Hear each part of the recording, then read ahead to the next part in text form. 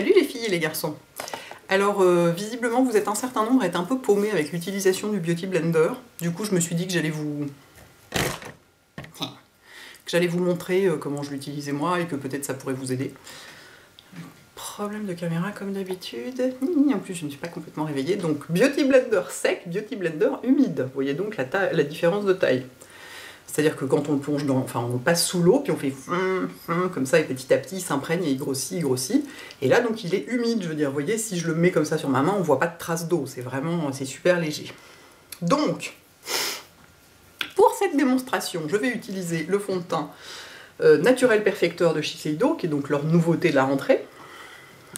J'ai déjà mis de l'anti-cerne, je tiens à le préciser. Hop.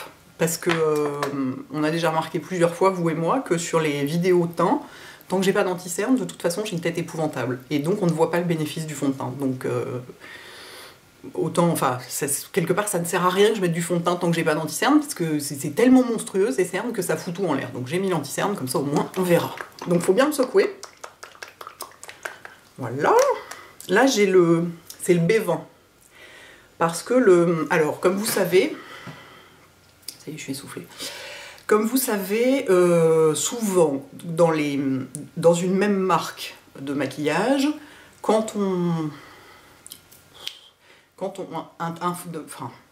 fond de teint à un autre, parce qu'ils ont des fonds de teint différents, les couleurs peuvent être légèrement différentes, parce qu'en fait, c'est la composition et la formulation qui, même si la couleur s'appelle pareil, ça peut faire un résultat un peu différent aussi en fonction de votre peau, de l'oxydation, de plein de trucs. Et donc, autant le I20 est parfait pour moi dans le lissant perfecteur, qui est donc dans la bouteille noire, autant le I20 sur celui-là, est un tout petit peu jaune pour moi, il était bien pendant l'été. Mais là, vu la couleur qu'a pris mon teint maintenant, vous voyez, je suis vraiment, il n'y a pratiquement plus de jaune, le B20 va être mieux. Voilà. Donc, on ne peut pas toujours se fier à la couleur qu'on a déjà dans un fond de teint, dans une marque, pour en choisir une autre, parce que parfois, d'une gamme de fond de teint à une autre, la formulation fait modifier un peu la couleur. Donc j'en mets dans ma main, enfin, comme ça. Voilà. Je mets ça sur mon visage. Ah, regardez, c'est exactement la couleur de ma peau, c'est génial. Moi j'en mets pas mal, hein, parce que j'aime bien, puis j'ai pas envie d'y revenir 50 fois, mais alors on peut faire des couches avec le Beauty Blender, c'est ça qui est bien. Voilà. Hein, quelques petites touches comme ça, et puis ensuite je prends le truc de ce côté-là, parce que moi j'aime bien, et toc, je tamponne tout ça.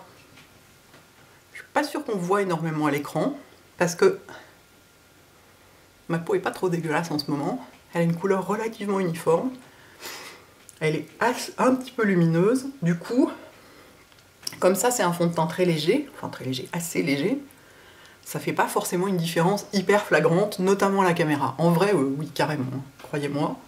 C'est-à-dire que... il est magnifique ce fond de teint, il est vraiment magnifique. J'adore, c'est-à-dire qu'il ne se voit pas. On dirait que j'ai rien sur la peau, dans mon miroir. Hein, la caméra, je sais pas, en plus, là, je sais pas pourquoi j'ai une petite rougeur, là. Alors justement, si vous avez une petite rougeur à un endroit ou un truc comme ça, et ben vous tamponnez un peu plus, éventuellement en roulant comme ça, pour couvrir plus. Puis sinon, vous reprenez du fond de teint hein, aussi. Et il est vraiment super joli, regardez, il est exactement de la couleur de ma peau déjà, donc vous voyez c'est marrant parce que c'est le B20, alors que normalement ma couleur chez Shiseido c'est I20. Et il se voit pas, et en même temps la peau est plus jolie. C'est hyper intéressant. Je vais en mettre une deuxième couche, tiens, pour vous montrer comment on fait avec une deuxième couche. Et vous voyez là, l'éponge est teintée, mais je vais la laver, et ça, elle sera complètement... elle va redevenir toute propre et toute jolie. Qu'est-ce que je vais laisser sécher un petit peu et je vais mettre une deuxième couche. Mais une couche, c'est juste pour vous montrer comment on fait pour mettre deux couches de fond de teint, mais c'est Raphaël qui m'a appris évidemment. Oh pardon, vous ne voyez plus rien.